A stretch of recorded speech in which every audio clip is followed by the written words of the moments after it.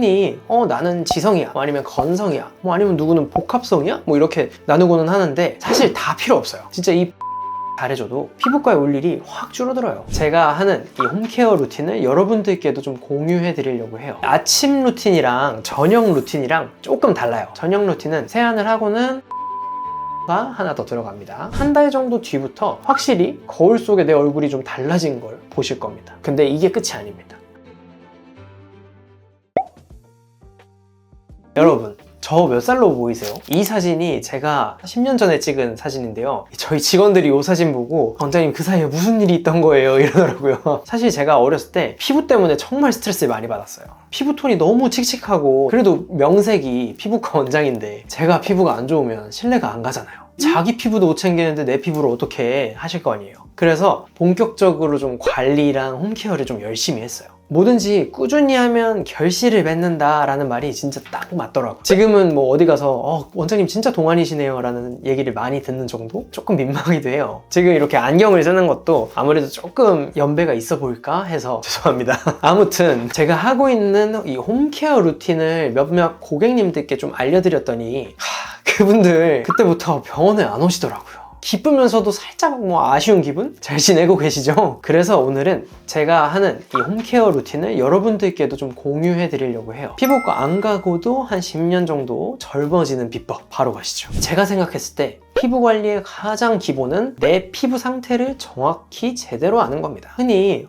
나는 지성이야, 뭐 아니면 건성이야, 뭐 아니면 누구는 복합성이야, 뭐 이렇게 나누고는 하는데 사실 다 필요 없어요. 내 피부가 민감형인지 아닌지만 구분하시면 돼요. 그 다음으로 중요한 게 이제 보습. 땅도 물이 부족하면 금이 가고 잡초가 자라잖아요. 이 피부도 똑같습니다. 보습이 부족하면 각질이 생기고 주름이 점점점 깊어져요. 그러니까 이 보습은 단순히 촉촉함을 주는 걸 넘어서 피부 장벽을 강화해주는 역할을 해요. 저는 이 보습을 얼마나 중요하게 생각하냐면요, 하루에만 크림을 몇 번씩 더 발라요. 뒤에서 좀 더 자세히 알려드릴 텐데 진짜 이 보습만 잘해줘도 피부과에 올 일이 확 줄어들어요. 그리고 항산화 관리 있죠? 이것도 빼놓으면 안 됩니다. 노화가 진행되면서 피부가 점점 칙칙해지고 탄력이 떨어지죠. 항산화 성분을 꾸준하게 좀 써주면 그 속도를 완화시킬 수 있어요. 쉽게 말하면 오래된 철이 좀 녹슬지 않도록 방청제라고 하나요? 이거를 뿌려주는 거랑 똑같아요. 내 피부 타입을 정확히 파악하고 민감형인지 아닌지 파악하고 보습을 철저히 하고 거기에 항산화 관리까지 더하면 기본은 완벽합니다. 아침 루틴이랑 저녁 루틴이랑 조금 달라요. 먼저 아침 루틴부터 말씀드리면요, 아침에는 이 밤새도록 쌓인 노폐물, 침이나 땀 이런 것들을 깨끗이 정리하면서도 하루를 버틸 보호막을 만들어주는 게 되게 중요해요. 저는 그래서 아침에 되도록이면 클렌징으로 세안을 좀 하는데 간혹 가다가 아침에는 물로만 세안해도 되지 않나요? 하는 질문을 좀 받아요. 밤새 쌓인 노폐물이라든지 아니면은 화장품 찌꺼기 이런 걸 생각하면 클렌징 세안을 해주는 게 아무래도 좋겠죠. 그리고 피부도 밸런스가 굉장히 중요해요. 땅이 산성비를 맞으면 좀 망가지듯이 피부도 이 적절한 산도를 유지해야 튼튼해져요. pH 5.5에서 6.5 정도의 약산성 클렌저를 쓰는 게 피부 면역에도 좋습니다. 클렌저 쓰실 때도 남자분들 그냥 귀찮다고 이렇게 쓱쓱 해가지고 바로 바르는 분들이 있어요. 절대 안 돼요.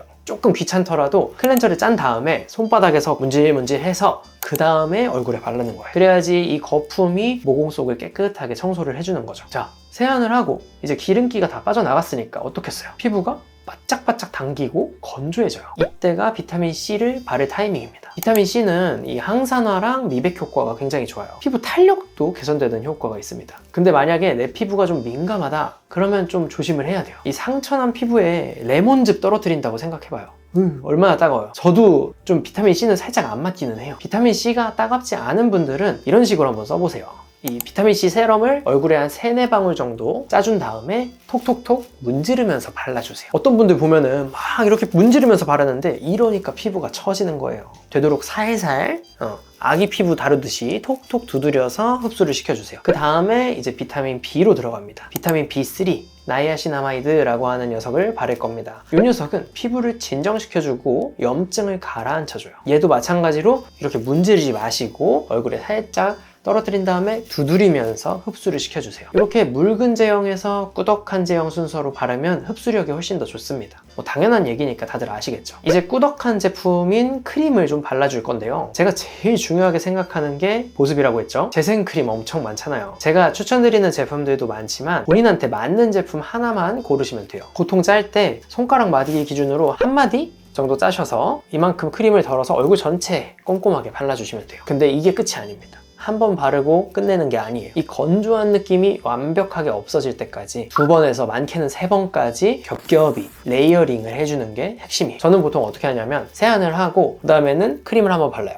그 다음에 밥을 먹어요. 그리고 나가기 전에 한 번 더 발라줘요. 저희 병원 오시는 분들한테는 3번, 4번까지도 바른다라고 말씀드리면은 와, 원장님 진짜 피부에 진심이네요. 한 번만 바르면 되는 거 아니에요? 하고 놀래요. 여러분도 지금 그렇죠. 근데 집에서 바르시면 바로 느끼실 거예요. 이게 왜 3번, 4번씩 그렇게 바르라고 했는지 딱 발라보면 3번까지도 필요 없어요. 2번만 발라도 피부가 엄청 촉촉해졌다. 아, 내 피부가 진짜 이렇게 물광기가 도네? 이거를 느끼실 겁니다. 피부가 촉촉해졌는지는 어떻게 확인하느냐? 간단해요. 바른 다음에 30초 안에 피부를 딱 만졌을 때 촉촉한 끼가 남아있는지 보시면 돼요. 많은 분들이 재생크림 뭐 써야 되냐 저한테 정말 많이 여쭤보시는데 저는 항상 말씀드려요. 꼭 비싼 게 아니더라도 직접 한번 써보시고 맞는지 확인해 보시고 고르시면 되고요. 어떤 제품이 좋을지 모르겠다 하시면 이전 영상, 제가 재생크림 추천해드린 영상이 있으니까 참고하시면 좀 좋을 것 같아요. 그리고 마지막으로 자외선 차단제. 이거는 입이 닳도록 얘기했죠. 햇빛은 피부 노화의 주범이에요. 집에만 있는데도 발라요? 당연히 바르셔야 합니다. 자외선은 이제 유리를 뚫고 실내로도 들어오니까 꼭 바르셔야 해요. 유기자차 같은 선크림 쓰시면 외출하기 전 30분 전에 바르셔야지 효과를 보실 수 있어요. 자, 아침 루틴 딱 정리할게요. 약산성 클렌저로 세안을 해주고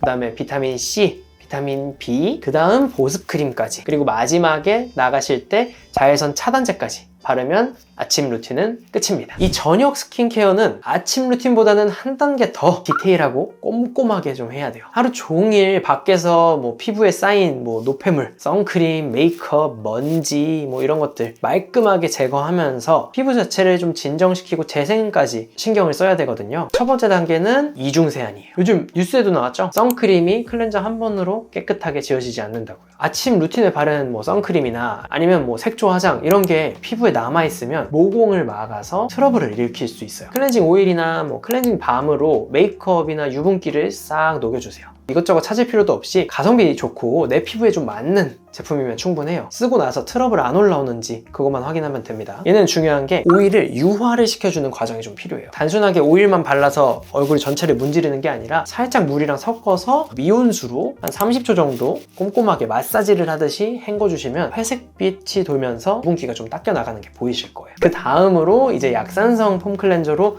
2차 세안을 하셔야 돼요. 아침 루틴이랑 똑같이 손바닥에 거품을 충분하게 만들고 얼굴에 부드럽게 마사지를 해주시면 돼요. 세안을 하고는 히알루론산 토너가 하나 더 들어갑니다. 이 잔여 노폐물을 닦아내는 동시에 피부에 촉촉함을 더해주는 역할이에요. 화장솜에 이 토너를 살짝 적셔서 부드럽게 닦아내면은 이 세안하고 당기는 현상도 좀 줄어들 거예요. 근데 간혹 가다가 피부가 너무 뒤집어지신 분들은 화장솜 자체도 조금 자극이 될 수 있어요. 그런 분들은 그 화장솜 대신에 그냥 손으로 살살 톡톡 문질러서 흡수를 시켜주시면 됩니다. 그리고 아침 루틴이랑 마찬가지로 비타민 C 세럼이랑 비타민 B3를 가볍게 발라주시고요. 이제 본격적인 재생 단계로 넘어가요. 저녁 루틴의 하이라이트, 바로 비타민 A, 레티놀입니다. 여성분들은 피부 재생을 돕고 주름을 펴주는 효과까지 있어요. 근데 이 레티놀은 살짝 강한 성분이라서 쓸 때 주의하셔야 돼요. 스티바 A 같은 레티놀 제품은 정말 소량만 쓰셔야 돼요. 쌀 한 톨 크기만큼 짜서 이거를 얼굴 전체에 바르시거나 아니면 그마저도 좀 자극이 된다 하면 보습제랑 좀 섞어서 쓰셔야 되고요. 아, 근데 스티바 A 요즘 단종됐죠?